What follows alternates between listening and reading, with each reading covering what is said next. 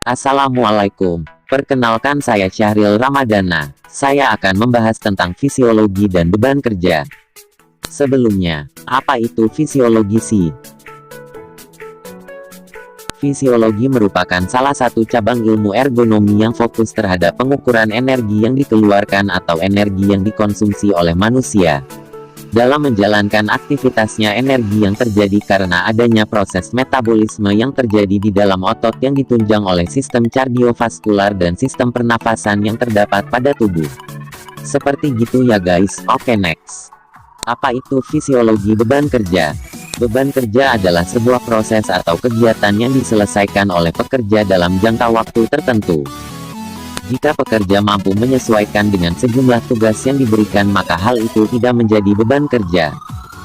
Namun jika pekerjaan tidak berhasil, maka tugas dan kegiatan tersebut menjadi beban kerja. Jadi dengan kata lain, beban kerja dapat didefinisikan sebagai perbedaan kemampuan dengan tuntutan kerja. Jika kemampuan pekerja lebih tinggi daripada tuntutan pekerjaan, akan muncul perasaan bosan. Namun jika kemampuan pekerja lebih rendah daripada tuntutan pekerjaan, maka akan muncul rasa kelelahan yang berlebih. Nah, kayak gitu. Beban kerja mempunyai faktor yang mempengaruhi seperti faktor internal dan eksternal. Faktor internal berhubungan dengan personal pekerjanya seperti jenis kelamin, ukuran tubuh, umur dan juga kondisi psikis pekerja. Untuk faktor eksternal seperti kompleksitas pekerjaan seperti mudah atau berat tugasnya, waktu kerja, shift kerja, sistem pekerjaan, sarana pekerjaan dan lingkungan sekitar. Secara garis besar, kegiatan manusia digolongkan menjadi beban kerja fisik dan beban kerja mental.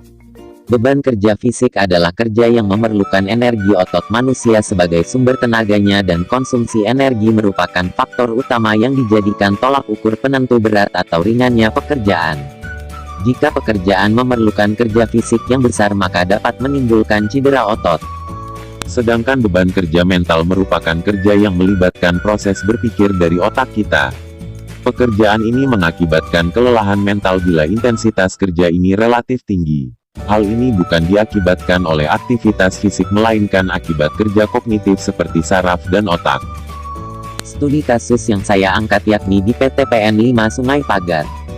PT PN 5 Sungai Pagar merupakan suatu perusahaan industri di bawah naungan BUMN, yang berfokus pada minyak mentah kelapa sawit. Perusahaan ini beralamat di Perhentian Raja, Kampar dengan luas kurang lebih 6.000 hektar yang memiliki ribuan karyawan.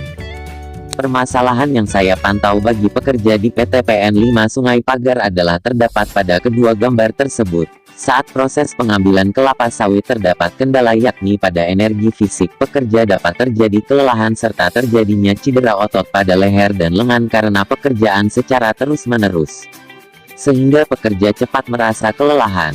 Sedangkan pada gambar kedua, yakni proses muat sawit ke truk, pada kasus ini dapat mengakibatkan cedera otot yakni lengan dan punggung, karena mengangkat beban yang lebih berat pada tubuhnya, serta kesalahan posisi pada pengangkatan sawit karena pekerja harus memasukkan sawit bertonton ke dalam truk, sehingga cepat mengalami kelelahan. Pada kasus tersebut, untuk meminimalisir cedera yang terjadi, pekerja dapat memperbaiki posisi kerja atau bekerja sama dengan orang lain agar pekerja merasa nyaman dan cepat dalam pekerjaannya, serta melakukan istirahat yang cukup karena pekerjaan mereka membutuhkan tenaga yang cukup kuat. Cukup sekian dari saya ucapkan terima kasih.